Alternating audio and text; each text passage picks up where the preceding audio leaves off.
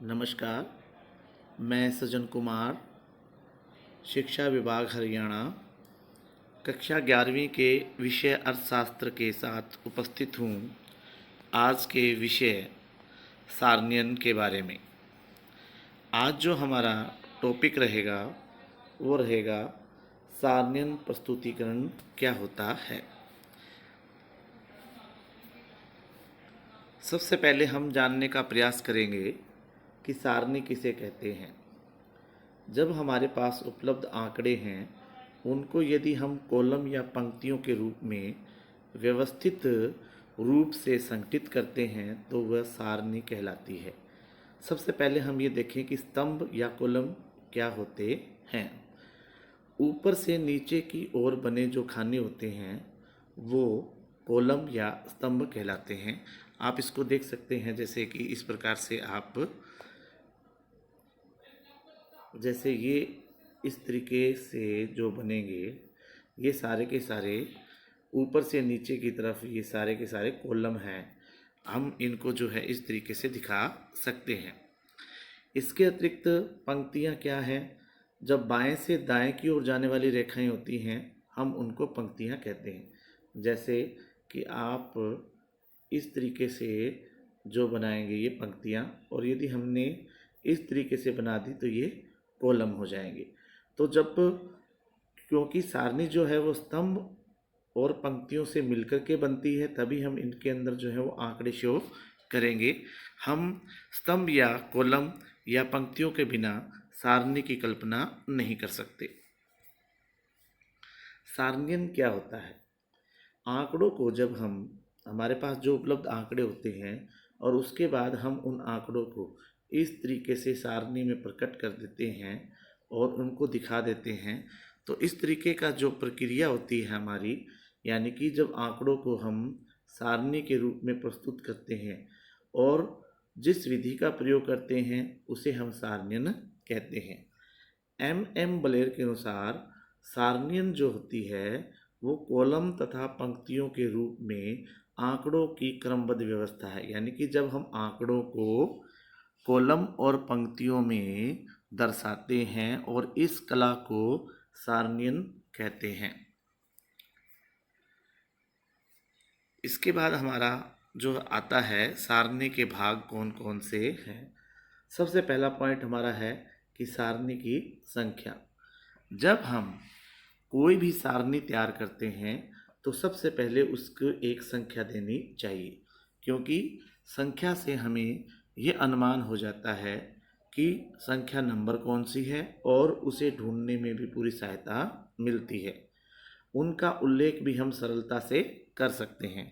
जैसे उदाहरण के रूप में मैं आपको ये बताऊं कि सभी बच्चे सारणी नंबर 4 देखेंगे तो इसमें किसी प्रकार का कोई डाउट नहीं रहेगा। वो अपनी बुक में उस लेसन में 4 नंबर सारणी देखेंगे और उसके बाद उस मैटर को पढ़ पाएंगे। इसके अतिरिक्त दूसरा जो हमारा टॉपिक है वो है शीर्षक, कि प्रत्येक सारणी में संख्या के बाद एक उचित शीर्षक दिया जाना चाहिए। शीर्षक जो है वो मोटे अक्षरों में सरल और स्पष्ट और छोटा होना चाहिए, लेकिन इतना छोटा भी ना हो कि उसके अर्थ को हम समझ न पाए। यानी कि जो सब्जेक्ट दिया जाना चाहिए वो पूरी सारणी का केंद्र बिंदु होना चाहिए। मात्र शीर्षक को पढ़ने से हमें ये मालूम हो जाना चाहिए कि ये सारणी हमें किस बारे में क्या बता रही है। सारणी के भाग नंबर 3 में है शीर्ष टिप्पणी। यदि शीर्षक से पूरी सूचना प्रकट नहीं होती तो उसके तुरंत नीचे शीर्ष टिप्पणी दी जाती है, ताकि उस शीर्षक के माध्यम से और टिप्पणी के माध्यम से हम सारणी में क्या दर्शा रहे हैं ये अच्छी प्रकार से प्रकट हो सके। इसके बाद जो हमारा आता है वो आता है पंक्ति शीर्षक। जब सारणी बनाई जाती है इस तरीके से, जैसे सपोज कीजिए ये सारणी हमने यहाँ बनाई, इस तरीके से ये कॉलम हो गए और ये हमारी पंक्ति हो गई। तो जो यहाँ ये दिया जाएगा, यहाँ जब हम कोई भी चीज़ लिखेंगे तो ये पंक्ति शीर्षक कहलाएंगे। ये क्या कहलाएंगे? पंक्ति शीर्षक। और इस तरीके से, क्योंकि पंक्ति शीर्षक जो होते हैं वो सरल भाषा में होने चाहिए, और इससे हमें ये ज्ञात होता है कि पंक्तियों में क्या दिखाया जा रहा है। इसके बाद है उपशीर्षक। सारणी के जो स्तंभ या कॉलम होते हैं, सारणी के, जिससे कि ये मान लीजिए आपके यहाँ पर ये जो कॉलम है, मैं यहाँ सर्कल जो कर रहा हूँ, यहाँ पर जो शीर्षक दिया जाएगा वो उपशीर्षक कहलाएगा। वो क्या कहलाएगा? उपशीर्षक। और इसके द्वारा ये ज्ञात होता है कि प्रत्येक कॉलम में कौन कौन से आंकड़े दिखाए जा रहे हैं। क्षेत्र या कलेवर। अगला पॉइंट हमारा क्षेत्र या कलेवर है। सारणी का सबसे महत्वपूर्ण भाग क्षेत्र या कलेवर है। इसके द्वारा सारणी में दी गई सारी सूचना को दिखाया जाता है। यानी कि कलेवर का मतलब हो गया, जैसे सपोज कीजिए ये हमारी सारणी है इस तरीके से, और ये पूरा का पूरा जो क्षेत्र आएगा, जो सर्कल मैं कर रहा हूँ, ये पूरा का पूरा क्षेत्र जो है वो कलेवर कहलाएगा। यानी कि पूरा क्षेत्र कहलाएगा, जहाँ पर आंकड़ों को कॉलम तथा पंक्तियों के द्वारा बनाए गए खानों में अलग अलग से प्रकट हम करते हैं, दिखाते हैं। सारणी के भाग में अगला पॉइंट है टिप्पणी। अगला भाग टिप्पणी। सारणी में दिए गए आंकड़ों को स्पष्ट करने के लिए एक टिप्पणी देने की आवश्यकता होती है। यह टिप्पणी सारणी के नीचे लिखी जाती है ताकि उस सारणी के बारे में हम और विस्तृत जानकारी प्राप्त कर सकें कि आखिर यह सारणी किस विषय के बारे में और क्या कहना चाहती है। इसके बाद है स्रोत। यदि सारणी में द्वितीयक आंकड़ों का प्रकट किया गया है तो उन आंकड़ों का स्रोत, यानी कि वे आंकड़े कहाँ से लिए गए हैं, ये सारणी के नीचे दिखा दिया जाना चाहिए। उदाहरण के लिए, कई बार हमारे पास एक सारणी दी गई होती है और वो सारणी जो है वो जनसंख्या के आंकड़ों को प्रकट की गई होती है। तो सबसे नीचे लिखा होता है स्रोत, और वहाँ लिखा होता है सेंसस ऑफ इंडिया। यानी कि ये जो आंकड़े लिए गए हैं वो भारत के सेंसस की वेबसाइट से लिए गए हैं, और इसी प्रकार के विभिन्न प्रकार के जो आर्थिक आंकड़े होते हैं वो विभिन्न आर्थिक संगठनों से लिए गए हैं। उनको भी स्रोत के माध्यम से हम दिखाते हैं। इसके बाद हमारा अगला पॉइंट आता है, वो है फॉर्मेट ऑफ ए टेबल, कि ये ढांचा क्या होता है। फॉर्मेट आप देख सकते हैं कि सबसे पहले हम यहाँ लिखेंगे सारणी की संख्या। आप देख सकते हैं यहाँ पर सारणी की संख्या जो है वो इसके अंदर दिखाई जाएगी। और इसके बाद देखिए आप, सारणी के बाद देखा जाएगा सारणी का शीर्षक लिखा जाएगा। ये आप देख सकते हैं यहाँ पर ये सारणी का शीर्षक दिया गया है। इसके बाद आप देख सकते हैं यदि शीर्षक से पूरी बात क्लियर नहीं होती तो यहाँ पर एक हेड नोट दिया गया होता है, ये लिखना होता है। और उसके बाद आप ये देख सकते हैं कि ये जो सब दिए गए हैं ये सब कॉलम हैं। इस प्रकार से यहाँ पर आप देख सकते हैं कि ये पंक्ति शीर्षक दिया गया है, और ये कॉलम, ये जो उप शीर्षक हैं ये कॉलम के हैं, और इसके बाद इनका योग दिया गया होता है। और ये हमारी जो दी गई है, जैसे कि आप देख सकते हैं पंक्तियाँ दिखाई गई है, और यहाँ पर जो दिया गया है उसे हम अनुशीर्षक कहते हैं। इस प्रकार से कॉलम और अनुशीर्षक। इसके बाद हम सबका योग करते हैं। नीचे हमने देखा है कि टिप्पणी दी गई होती है, और उसके बाद ये देखा जाता है कि स्रोत, यानी कि जो आंकड़े इसमें दिए गए हैं वो कहाँ से लिए गए हैं ये दिखाया जाता है। ये एक प्रकार से सारा का सारा जो है वो हमारा फॉर्मेट है कि किस प्रकार से हमें सारणी बनानी होती है। और इन्हीं हम, जैसे कि कॉलम जो दिए गए हैं और ये जो सारणी है, इन्हीं में हम अपने आंकड़े भरते हैं और विषय को आगे बढ़ाते हैं। इसके बाद हमारा है कि सारणी रचना के संबंध में सुझाव क्या हैं, या हम ये कहें कि एक अच्छी सारणी की क्या क्या विशेषताएं होती है। सबसे पहला जो हमारा पॉइंट है वो है शीर्षक है वो अध्ययन के अनुकूल होना चाहिए। सारणी का शीर्षक सबसे ऊपर तथा बीच में दिया जाना चाहिए। यह जांच के उद्देश्य के अनुकूल भी होना चाहिए। दूसरा हमारा है संख्याओं की तुलना। सारणी बनाते समय इस बात का ध्यान रखना चाहिए कि जिन संख्याओं की तुलना की जानी है उन्हें एक दूसरे के पास वाले कॉलमों या पंक्तियों में रखना चाहिए। तुलना की सुगमता के लिए एक दूसरे के पास वाले कॉलम पंक्तियों की तुलना में अधिक रहते हैं। इसके बाद हमारा तीसरा पॉइंट है विशेष महत्व। यदि कोई विशेष महत्व वाली बात सारणी के माध्यम से दर्शानी है तो ऐसे तथ्यों को सबसे ऊपर वाली पंक्ति या सबसे बाईं ओर वाले कॉलम में दिखाया जाना चाहिए।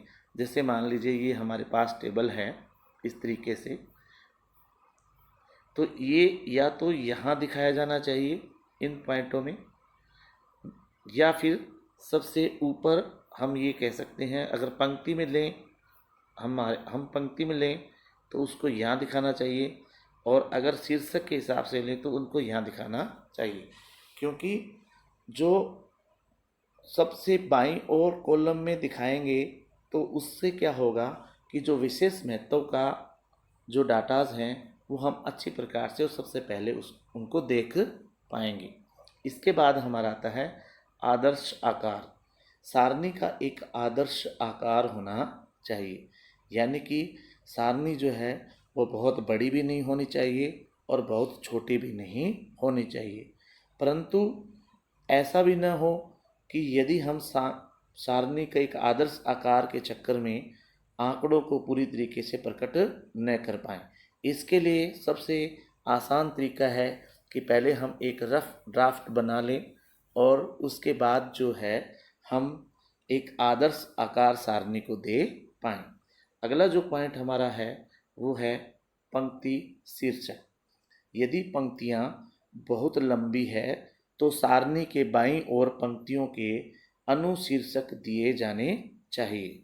इसके पश्चात हमारा है शून्य का प्रयोग। सारणी में जितने भी कॉलम या पंक्तियां हैं उन्हें यदि कोई आंकड़ों की वैल्यू 0 है या हमें शून्य दिखाना है तो वहाँ हम कई बार उस कॉलम या पंक्ति को खाली छोड़ देते हैं। ऐसा नहीं करना चाहिए। यदि उसकी वैल्यू कुछ भी नहीं है तो वहाँ डैश नहीं लगानी चाहिए, वहाँ 0 लिखना चाहिए। इसके पश्चात हमारा अगला जो पॉइंट है वो है शीर्षक। शीर्षक में जहाँ तक संभव हो एक वचन का प्रयोग किया जाना चाहिए। जैसे वस्तुओं के कॉलम में वस्तु का प्रयोग अधिक उचित होगा, न कि वस्तुओं का। इसके पश्चात अगला टिप्पणी।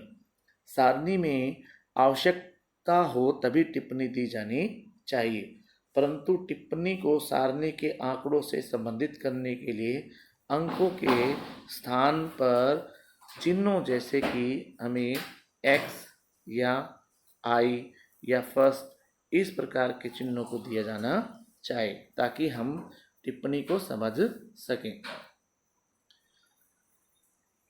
इसके बाद 10वां पॉइंट हमारा है इकाइयाँ। सारणी में उपयोग की गई इकाइयों के बारे में कॉलम के ऊपर या अनुशीर्षक के सामने लिखा जाना चाहिए। यदि संख्याएं काफ़ी बड़ी है तो उनके 3 अंकों को हटा करके इस प्रकार से लिख देना चाहिए, जैसे 00 टन। तो अगर मान लीजिए कॉलम में हम यदि 1 लिखते हैं तो इसका मतलब हो गया 1000 टन। इसी तरीके से अगर 00 लगाकर हेक्टेयर कर देंगे और 1 लिखेंगे तो इसका मतलब 1000 हेक्टेयर होता है।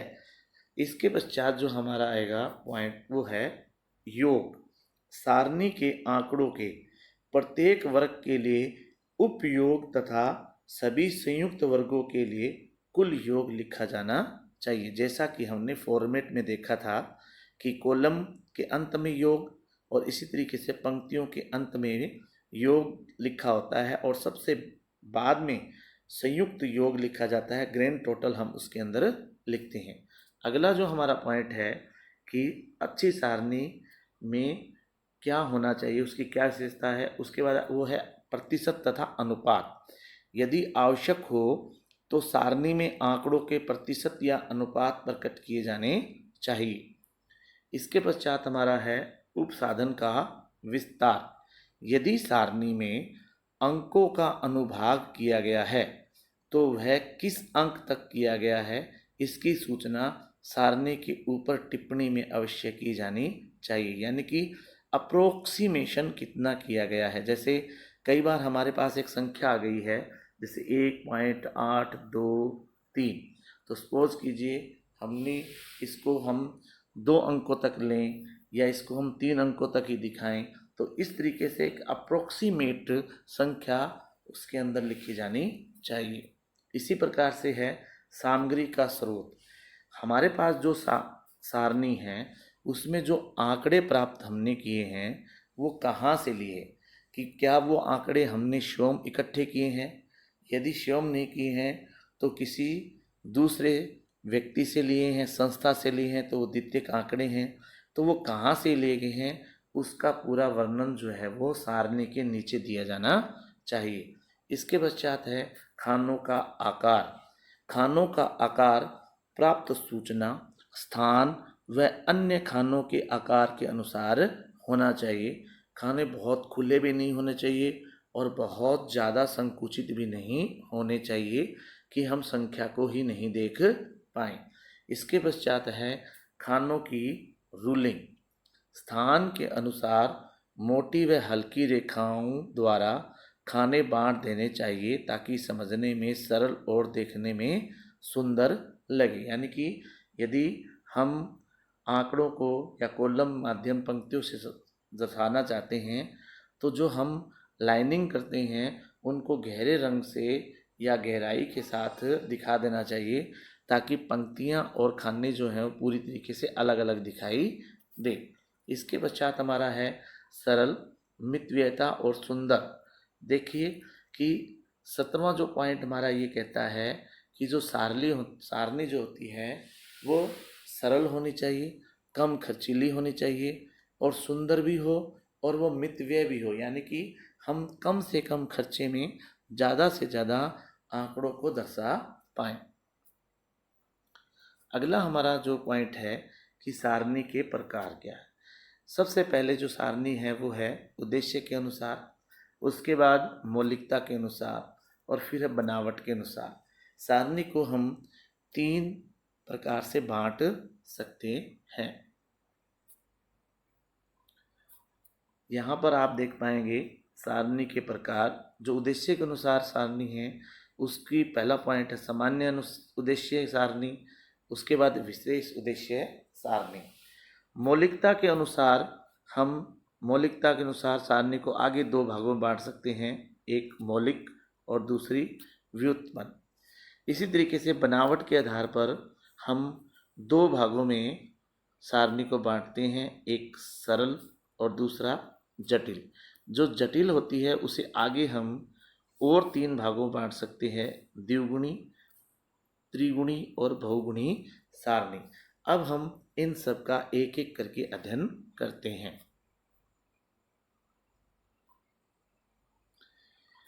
सामान्य उद्देश्य वाली सारणी क्या होती है? सामान्य उद्देश्य वाली सारणी ऐसी सारणी होती है जो सामान्य प्रयोग के लिए आंकड़ों को प्रस्तुत करती है और इसका एकमात्र जो उद्देश्य होता है वो आंकड़ों को इस प्रकार प्रस्तुत करना है कि अनुसंधानकर्ता अलग इकाई को तुरंत ढूंढ सके। यह अधिकतर किसी रिपोर्ट के साथ दी गई होती है। जैसे भारत की जनगणना रिपोर्ट के साथ दी गई सारणी एक सामान्य उद्देश्य वाली सारणी है और इस सारणी को संदर्भ सारणी भी कहा जाता है। इसके बाद हमारा है विशेष उद्देश्य वाली सारणी।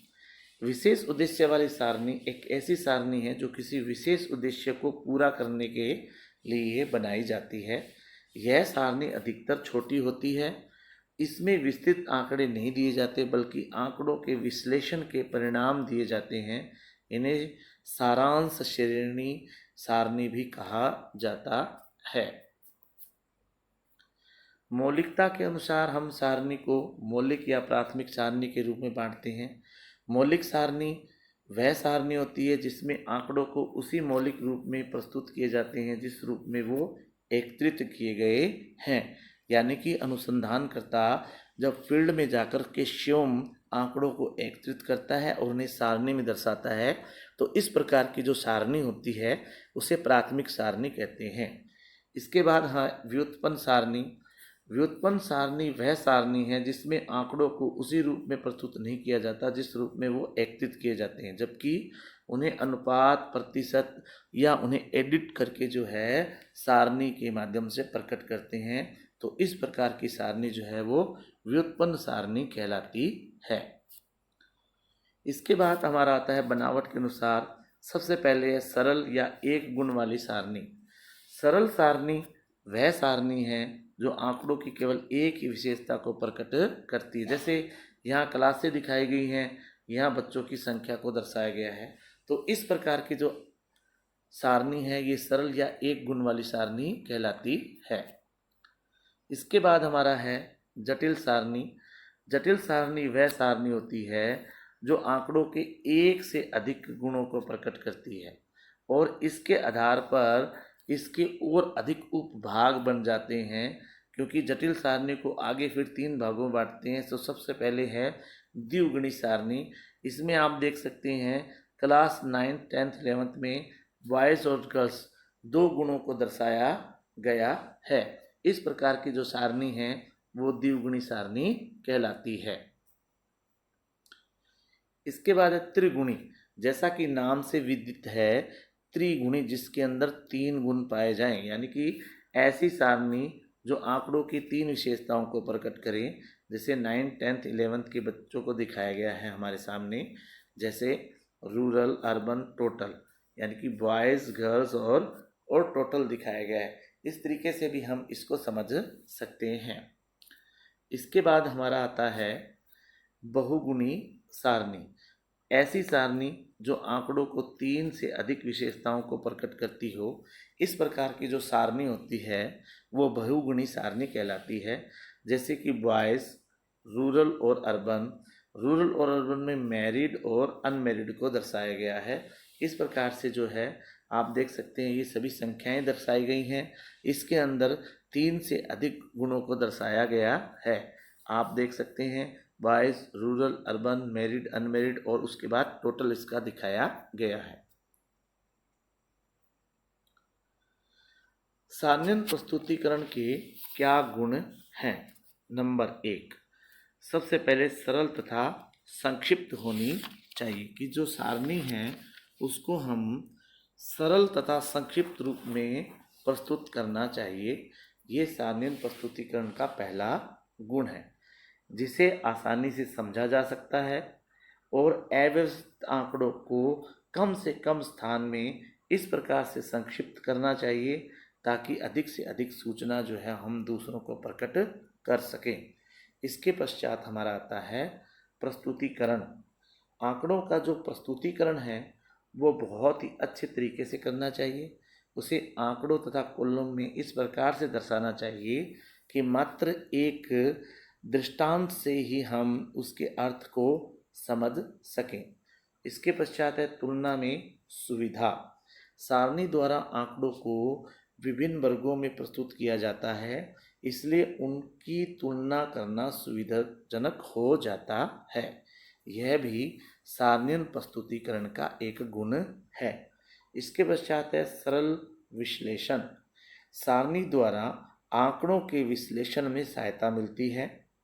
आंकड़ों को सारणी के रूप में व्यवस्थित करके ही हम माध्य, अपकिरण आदि का ज्ञान अर्जित कर सकते हैं। इसके पश्चात है हमारा आंकड़ों की मुख्य विशेषताएं स्पष्ट हो जाती है। सारणी के द्वारा आंकड़ों की जितनी भी मुख्य विशेषताएं होती हैं वो पूरी तरीके से स्पष्ट हो जाती है और आंकड़ों को याद रखना आसान हो जाता है। इसके पश्चात है बचतपूर्ण विधि। सारणी द्वारा आंकड़ों को कम स्थान में प्रस्तुत किया जा सकता है, जिसके फलस्वरूप समय तथा कागज की बचत होती है। आवश्यक आंकड़ों को आसानी से ज्ञात भी किया जा सकता है। इसलिए सारणिक प्रस्तुतीकरण जो है वो एक बचतपूर्ण विधि कहलाती है। इसके पश्चात हम अभ्यास के क्वेश्चन, जिसके अंदर अति लघु उत्तर प्रश्न, लघु उत्तर प्रश्न, दीर्घ उत्तरीय प्रश्न हम इसके अंदर अभ्यास के रूप में देखेंगे। आप देख पाएंगे कि ये सभी 1 अंक के हैं, ये सभी 3 या 4 अंकों के अंदर दे सकते हैं, और ये सभी 5 अंकों के जो हैं प्रश्न हैं। और इस पाठ के आधार पर ये अभ्यास आप कर सकते हैं, जैसे कि सारणी क्या होती है, सारणिक किसे कहते हैं, सारणी के प्रकार कितने हैं, साधारण सारणी किसे कहते हैं, जटिल सारणी किसे कहा जाता है।